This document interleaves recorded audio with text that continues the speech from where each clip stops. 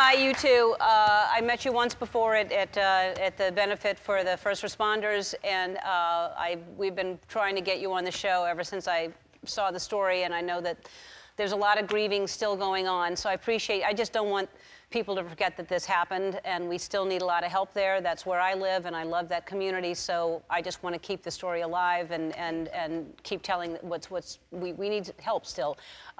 You lost your husband and your son and your home, and I'm so sorry. Well, I want to thank you for, you've been such a standout in the community. Helping to keep the story alive and helping some of the healing happen. So we're really grateful for what you've done. Well, it's the least I can do, and I love, as you know, it's the best place in the world to live. It is. It's a great place. So, okay, so you're a lot of people who were hit the hardest were involuntary. You weren't even in a mandatory evacuation. No, we weren't in mandatory, no. Okay, so what is the experience for you that night? Well, it was about 3 or 3:15 in the morning. It was raining hard. We were all up, working on getting out. My husband went outside in his rain jacket to check on the garage and the water situation. And then he came back in. He said, guys, we got to get out. And I was in the living room. He went to the front door, and I saw him open the front door, and he slammed it right away, and he said, back door now. And he ran right past me through the back door to our pool and patio. And he's like, Kim, get out. And as I went to try to get out, my hand got stuck in the door because as I turned to look at the front door, a tidal wave of water came roaring through.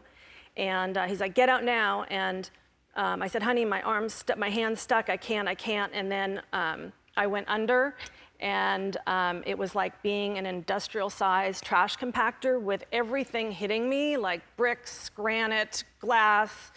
I've never felt that much pain in my entire life. And then the next thing I know, I was waking up about 2 football fields away from where I started on a debris pile. Wow.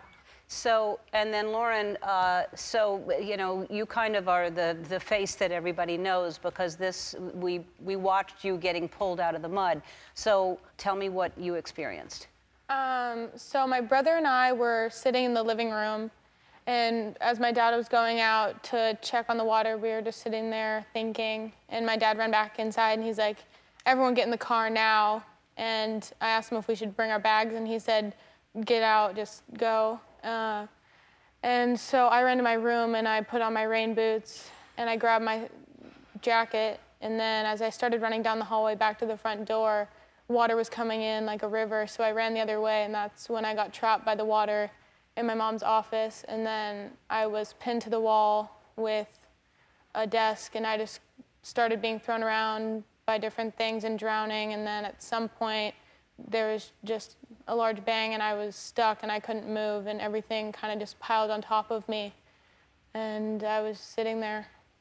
So you were conscious, and you were how many, 20 feet under? Mm-hmm. Yeah. You were 20 feet under mud when they found you. So, and then when did y'all reunite? Because then you didn't know where anyone was, right?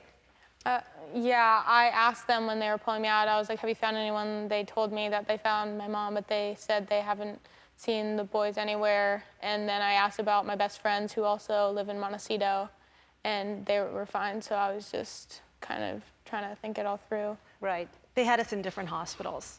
So I think we FaceTimed the next day, but it was an amazing story of her science teacher from school, the moms from National Charity League, her nanny, just when they saw her in the rescue video, ran to the hospital.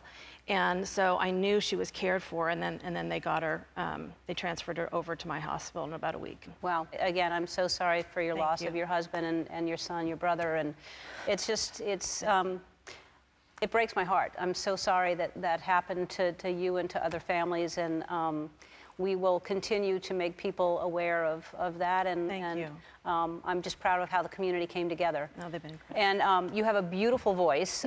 You sang the other night at the benefit that Brad Paisley did, and we had you sing here earlier today, and it's on Ellen Tube, and you should go and listen to her sing Rise Up. It's absolutely beautiful. So thank you for that, and that'll be on Ellen too, but I know that makes you happy and feel better.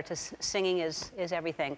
And for the past 2 seasons, we've been partnering with Walmart to donate millions of dollars to disaster relief efforts. This year, earlier, they helped with the recovery of efforts in Montecito, and today they're going to give you a check for $20,000. I know you're living in a rental, and we want to help you in every way we can. Thank you very much. We'll be back. Thank you, Walmart.